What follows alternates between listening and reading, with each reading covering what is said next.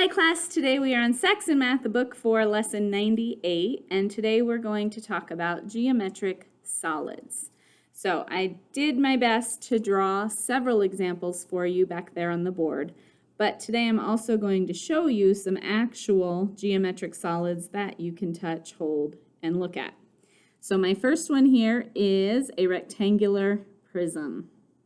Rectangular prism is made up of rectangular faces.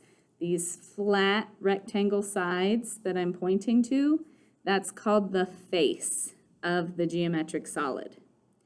A rectangular prism has 6 faces. It also has edges, which is where 2 of the faces meet. So here's an edge here, here, here, and here. What I'm running my finger along right there, that's the edge. So a rectangular prism has 4 edges here, 4 edges on the opposite side, and then 4 more edges connecting those 2 rectangles for a total of 12 edges. And finally, the point, sometimes we call them corners, the point where the edges meet, those are called vertices if there's more than one, or if we're just talking about one, it's a vertex. So this is a vertex that I'm pointing to here. Rectangular prisms have 8 vertices. The corners where all the edges meet. 4 on this side and then 4 more on this side. A cube is very, very similar to a rectangular prism, except its faces are made up of squares. So it's a cube, it's kind of a specific type of rectangular prism. Next, I want to show you these two together because they're both made up of triangles. So this right here, it kind of looks like a tent. I don't know, maybe I should put it in front of me so you can see it better, more contrast. Looks like a tent, but it is made up of 2 triangles that are connected using rectangular faces. So 2 triangles, 3 rectangular faces for a total of 5 faces of different shapes though. That makes this a triangular prism. We call it a prism because even though its 2 bases are triangles, it's 2 triangles connected with the rectangles. So this is a prism, and we call it a triangular prism because the base is a triangle. Comparing that to a pyramid, in this shape, the base is a square, and each of the sides is a triangle that comes up to meet at a single point at top. So both of these are made out of triangles and rectangles because a square is a fancy rectangle. However, they are 2 different solids, 2 different shapes, and there's a difference between them. If you call this a triangular prism, that'll be incorrect. Same thing if you call this a pyramid, it's not, it's a triangular prism. Kind of similar to our pyramid is a cone, except this one does not have triangular sides. It's hard to see it in 2 dimensions, maybe if I hold it like that. Or actually, yeah, let's hold them. There you can see the triangular sides. Here the sides are round. Think of an ice cream cone. You lick your ice cream off of the cone. That's what this is. Then we have a cylinder, which is made up of 2 circular bases. That's connected with a nice smooth round side there. And finally, we have what you all know as a ball, but in math we call this a sphere. A sphere. All right, so in your book there are several examples where they show us pictures and want you to name them. So the first picture they have is a ball. And what do we call that in math? We call that a sphere. The second picture looks like this. What do we call that? It's made out of square faces, so we would call it a cube. And the third picture looks like this. Notice the rounded edges, or not edges, but just the roundedness of this part. It's not a pyramid, it is a cone. All right, the next question says, what is the shape of a soup can? So looking at all of those geometric solids back there, which one best describes a soup can or a can of soup? That would be a cylinder. The cylinder looks like a can of soup. One more vocabulary word I should talk to you about, and that is the word base. So I pointed these out. Whatever piece it sits on is its base. So in this case, this circle right here is the base. Here in my cone, again, the circle is the base because that's the part that it's sitting on. Here, if it's a tent like this rectangle would be the base. But if it were a building instead, standing up like that, then this triangular side would be the base. So the base is the part of the shape that it's sitting on. That's your base.